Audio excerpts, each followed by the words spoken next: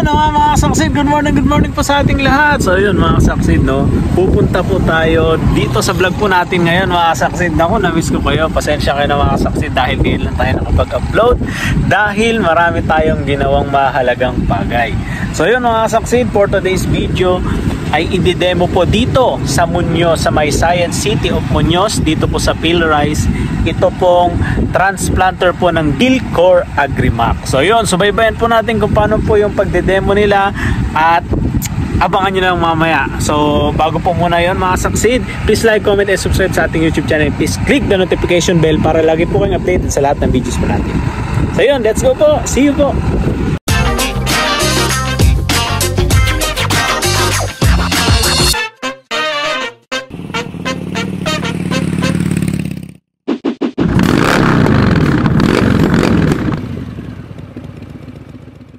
Kita ko kasaksid, transplanter nagamit dito sa Pilrice. Transplanter, ito yung ginagamit nila dito. Farmers in future. Sorry, marami yung patubig lang. Okay, solar panel pa yan.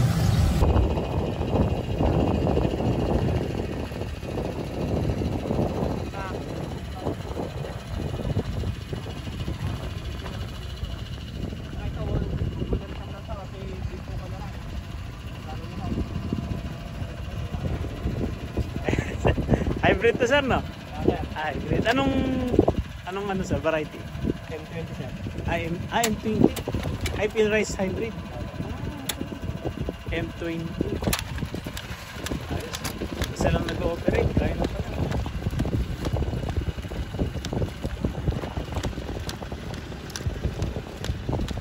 Ano yung sukat niya sir, yung distancing niya? Parang wall lang ata sir eh. Ah,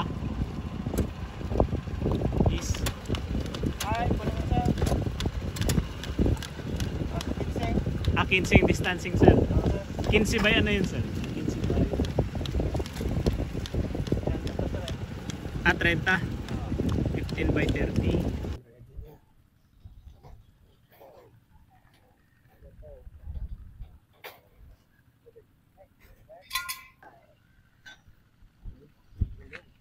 Magaan. Dalawang tao lang. Po natin na si Sir Marvin. Ito daw is mas malawak yung spacing niya. Pero pag dito kay Gilcor Agrimac naman, maliliit yung spacing naman niya. Kaya makita natin mamaya kung ano yung comparison nilang dalawa. Yan. Dito po tayo ngayon sa Pilrice. Yan.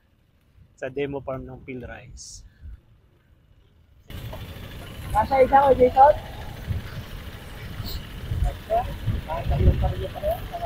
Oo, kasi kalahati niya na to eh. Auto marker na, di ba? Nagkala lang eh. Hindi ka naman kayo Jason, o vlogger niyo sir. Anong brand to sir? Tongyang sir. Ay, Tongyang.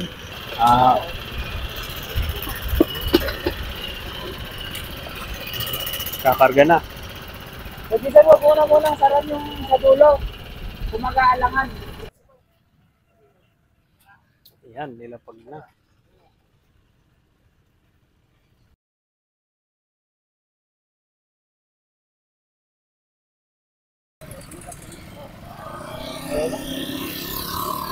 Sige.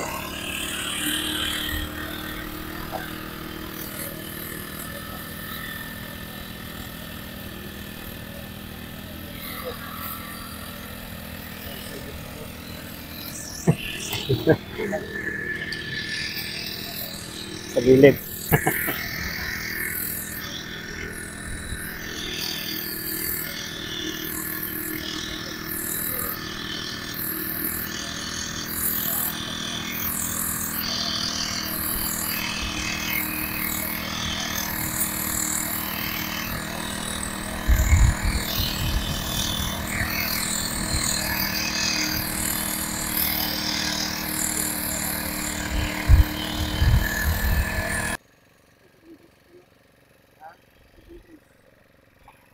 May iba na hindi na ano, sir, no? Nataniman. Kasi wala nang punla. Pagdating dito, ganito na kasi yung... Right. Pero pag mahaba yung punla, Mahaba yung punla. yung resulta doon sa umpisa hanggang dito, the same. Di si... Kailan dapat mahaba talaga yung ano? Kasi ito, di ba pansin mo 20 centimeters lang. Pag umabot yan nandito, di sa basta-basta mga nito. Hindi sa basta-basta magaganyan.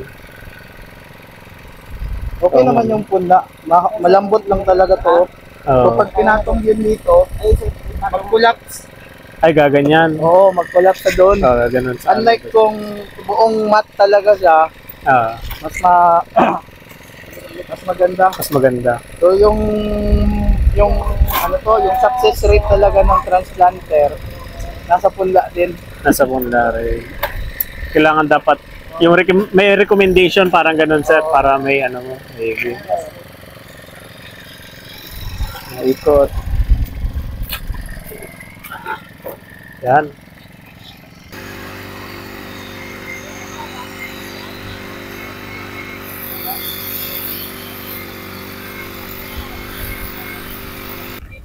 by 20 by 18. Para makita rin siya. Mas makita rin siya. Para kita. Yan yung size na itong ano ng Gilcor, mga kasaksi, 20 by 18. Yan. Harap niyo yung number dito para makita sa... Picturean mo din? Ito po, ito po. Para makita. Okay. Yes, sir. Ayan o, 20. 20 by 18. 20, tapos yung itantat niya, ito. Ito yung 20. Ito, 18. Okay. Yan, mga kasaksi, 20 by 18.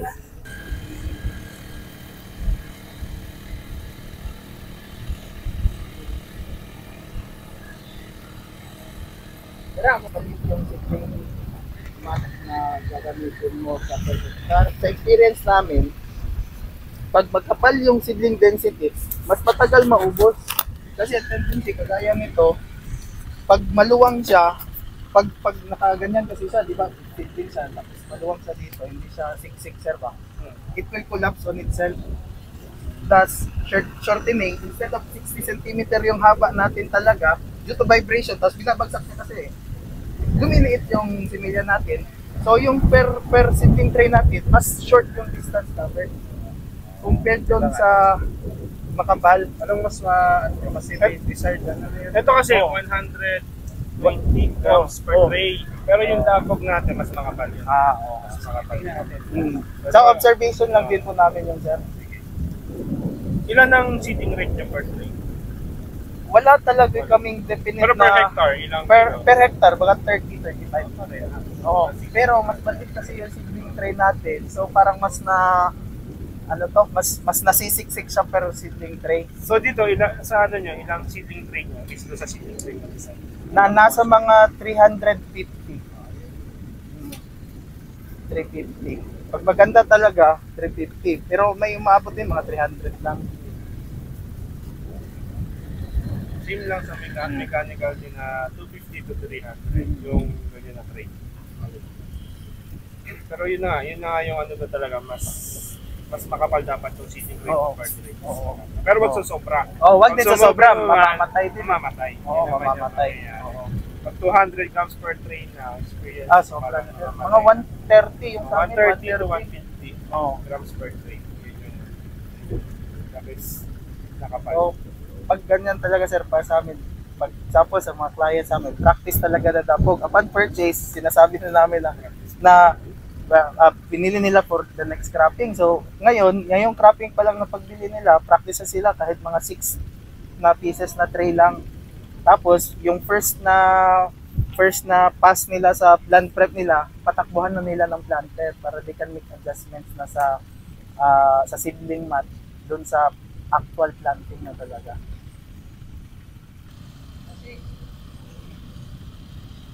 Gusto ko kasi dito, dalawang tao lang pwede mag-visit. Bawa ang magpapatanim doon sa gitna. Yes sir. Ayan, bitbitin mo dalawang tao.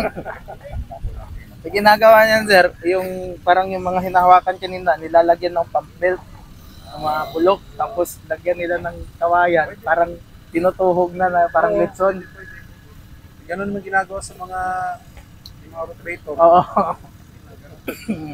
Mga treasure na ano. Pag nasa gitna ng palayan ng Pwede to sir sa ano. Calaveras. pwede. Nag-demo na ba kayo dun sa? Mga Highland yan. Saan yung Sa ano sir? Manawi. Ifugao? Alfonso Rista. Ayun, Alfonso. Palatayan. Oo. Oo. So, nagustuhan naman din ng mga farmers doon. Field rice yun, yan ba? Field rice? Isabela sir. Guys, Isabela. Oo. Kaya sa atin. Kasi yun din ang ano namin eh. Saka ano namin, mga kasama namin. Ang konsolista din yung area. Tapos sa Manlig. Malig? Tatlong operator, isang unit. Or pwede din apat, parang palitan ng operator talaga. So yung dalawa, taga-tulong talaga sa loading. Para yung trabaho ng operator, mag-operate na talaga ng mga straight line. So whatever, kagaya niyan, ang problema ng mga labor is yung pag-load ng similya, para hindi masyadong pagod yung operator. Yan mga kasaksid. So, ang sinabi ni Sir kanina dito, syempre para makuha mo talaga yung mabilis ang talaga, pagka-transplant sa isang hektarya, dapat nakakalat na talaga dyan yung mga gagamitin mong mga punla. At syempre, maganda rin yun, dapat buong buong gabi na nailatag mo na dito para at least hindi na siya mabigat sa transplanter. Kumbaga, nabawasan na yung yung tubig o yung bigat ng lupa, mga kasaksid. Ayan. Ayun yung suggestion ni Sir paggagamit ka nito. At syempre yun, yung nila, kailangan hindi siya hiwa-hiwalay, dapat tikit-tikit siya. Yung tray nila, yun yung pwede nyong sundan ng ng pagpupunla. Kasi yun yung talagang intact dito sa nila, transplanter nila, mga kasaksid. Ayun. Ito palang ipapakita ni Sir mga kasaksid. Ito yung bago nilang unit na ikinakabit po siya sa likod ng traktor mga kasaksid. Ay grabe, solid to mga kasaksid. Transplanter na kinakabit sa likod ng traktor. Kaya ayan, hinahanap niya mga kasaksid kung saan ba yun at ipapakita niya sa atin dito sa cellphone niya kung anong itsura nito mga kasaksid. Let's go! So PTO driven na siya. Pwede lumapad hanggang 16 rows. Yan yung nilalagay sa likod ng traktor. Likod ng traktor. Mas malawak. Mas malapad.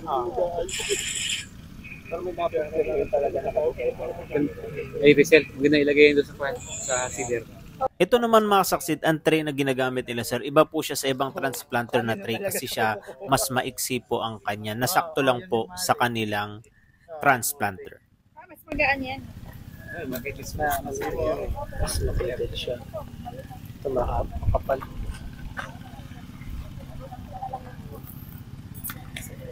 Mga saksid, kung ano naman na kayong tray, pwede nyo gawin tong mowet. Yan. Pag mag-atanim kayo, kung wala kayong tray na bili. Yan. Ayan, meron silang pangsukat. Hindi pwede? Pag mowet, pwede. Yan, sinusukatan na nila mga kasaksid. Ayan, tingnan natin kung paano nila ito hinihiwa. Ayan, so yun yung ginagawa nila. Binubuksan muna nila. Tapos yan, syempre may kutsilyo sila. Tsaka yung kanilang pang sukat. At yan, hinihiwan nila mga kasaksid. So yun po yung ginagawa nila. Pag wala po kayong tray at mahal ang tray, syempre kung ilang piraso po yan mga kasaksid, pwede nyo rin po itong gawin mga kasaksid.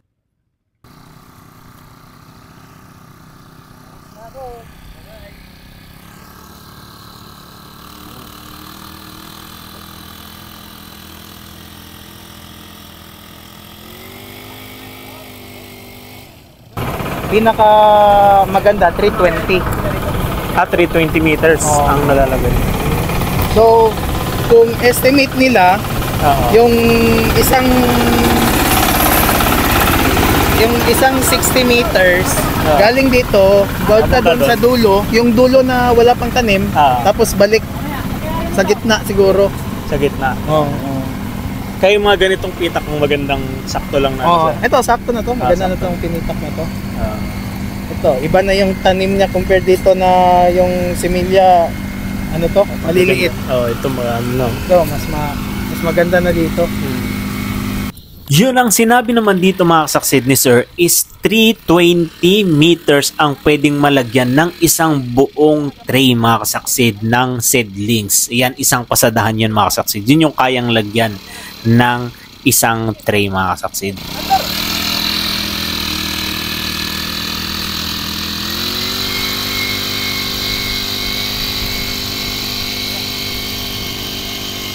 Siyempre mga kasaksid, dito naman mga kasaksid ay sinubukan naman natin kung paano ba i-operate itong transplanter ng Gilcor Agrimax. So yun, maraming salamat kay Engineer siyempre sa pagpayag sa atin no, na masubukan at i-drive itong Gilcor Agrimax transplanter kahit na medyo bali-bali kung mga kasaksid. So yun, ito, kinuhanan tayo ni Sir at pina-under natin mga kasaksid. Partida pa dito, nag-no hands pa tayo mga kasaksid. Let's go! Ay, dandaan lang. Sige. Sige, dandaan lang yung accelerator. Pwede hindi ba bigla? Sige. Yan. Di ba? Oo, yan. Huwag pa kayo. Huwag mo nang ilayin. Doon dyan. Grabe mga kasaksid, giyang na giyang talaga ako dito kung paano ko i-drive ito mga kasaksid at medyo nagtitigas ang aking kamay syempre kung paano ito i-control mga kasaksid, pero grabe napakadali lang pala, kaya tignan nyo mga kasaksid ang gagawin natin dyan. Tama lang sir no?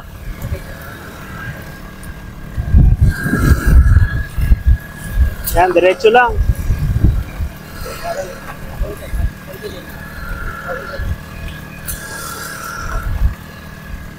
Yan.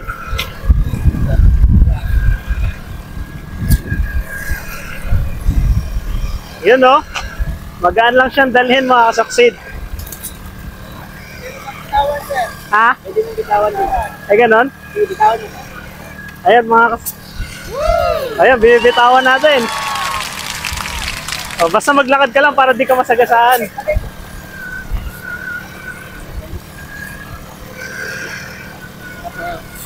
Only sa accelerator yung ganun. Okay. Sige sir, ikaw na magliko. Thank you sir ha. Ayos mga kasaksid. Card sa yun, kaya simple nga TikTok. Pakita niya sa video.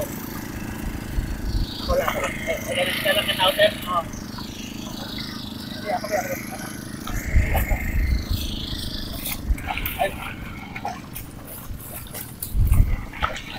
Yun. Kahit bitawan nyo siya mga saksid, okay lang. Basta basa yung lupa. Yan. Hanggang dito na ang friend.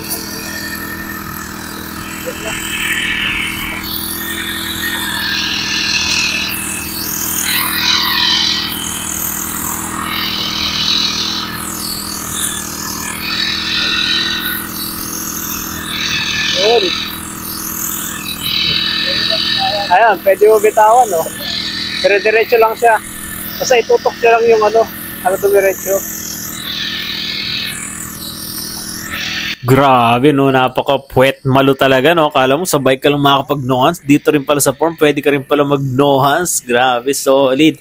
So yun mga kasaksid, ito po ang experience natin dito sa rice transplanter ng Gilcor Agrimax. Kaya sir, maraming salamat po. Let's go!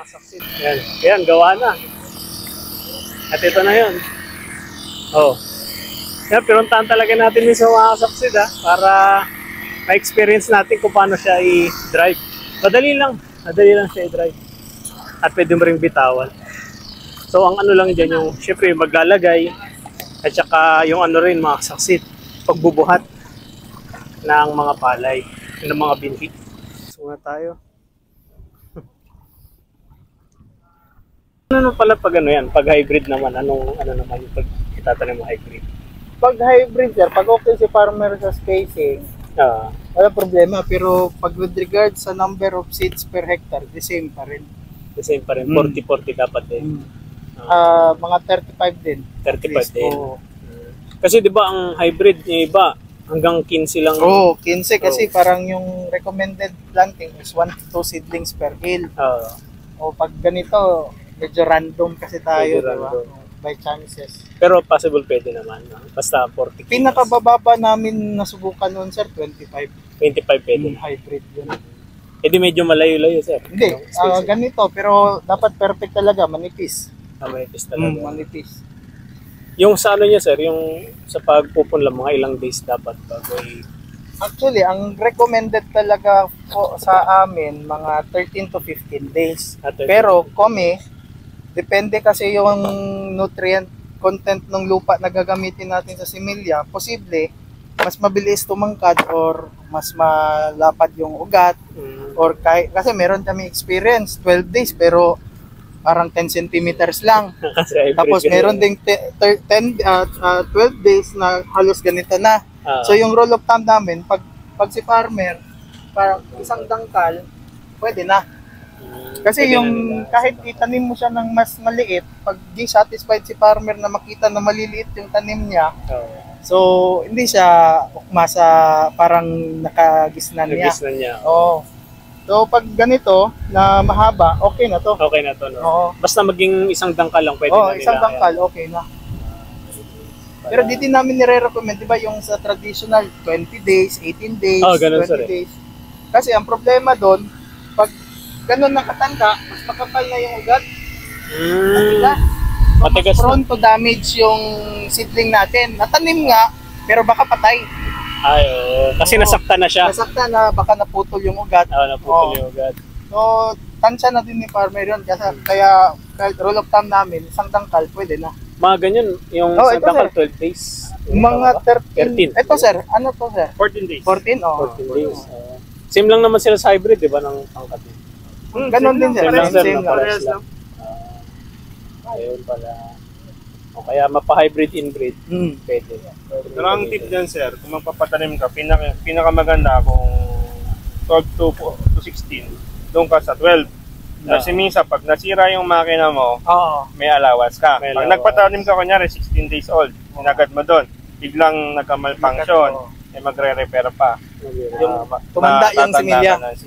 Dapat meron kang ano, may allowance ka doon allowance. kung sakaling magka-problema doon sa repairs. That is earlier sir, Oo, no? earlier. Tama. Experience namin yan eh. 18 days, maximum na yun. Ngayon, nasira yung makina.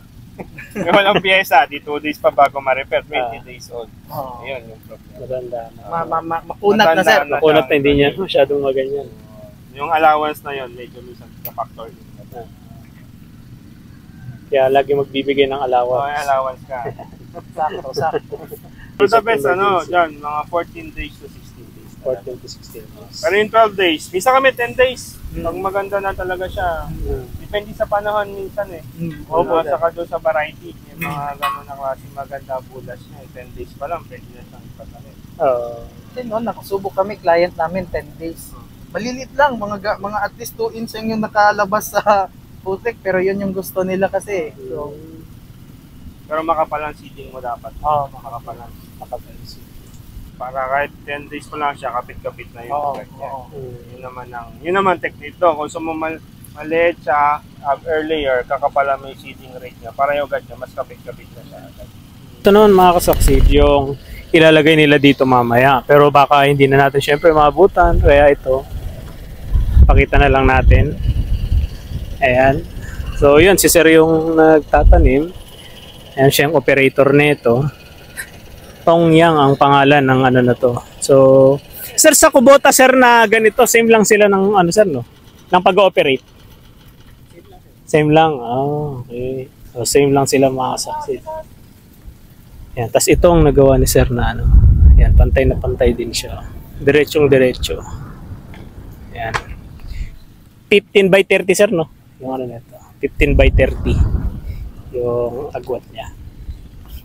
Ayan. Diba? So yan mamaya itong parte na to, itong nag-transplant. Dito yan mamaya. Magiging comparison niya ng kay Hilcor Agrima tapos ito. Yung kanyang ng peel rice mismo, yung ginagamit mismo ng peel rice.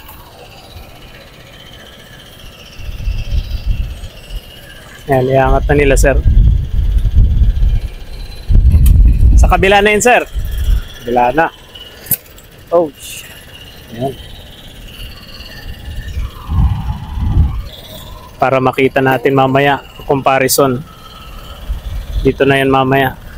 Lipat. Pero ayun, nakita nyo naman yung nagawa nila kanina. Tapos itong nagawa naman nila, sir. Dito sa kanilang transplanter. Ang pinagkaiba nila mga succeed ito, yung transplanter ng Pilrice is 15 by 30 yung sukat niya. Tapos ito naman is 18 by 20. Yan, mas malalapit yung ano naman ni Gilcor Agrimac kaysa dito kaya sa transplanter. Kaya may comparison yan mga succeed. Titingnan natin yan. Ready na. Para dito. Mula doon sa stick na yun, sir, no? Yes, sir. Bali natin po yung area sa... Inating area. Ang area po kasi ay 44, so tigpa 22 meters. 22 meters. Parang ano, sir, di ba? Pag ganun, 1,500, di ba? So, 1,000, 1,500. Depende sa... Ay, itong area, sir? Pag ganun. 1,500 daw itong... Yung buong area, sir. Yung buong area. Ay, buong area. Succeed. Tapos naman na sila, sir, dito. Ayan yung kawayan na senyales. At sisimula naman ang transplanter ng Pilrice naman dito na. So ito na, mag-start na si sir. Ito yung pantayan niya.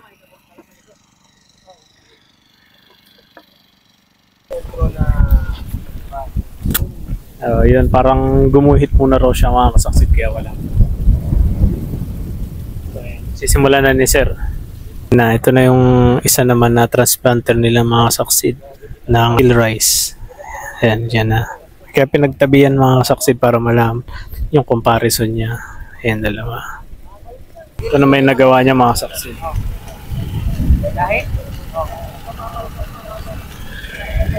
Ayan naman ang pagtatanim niya.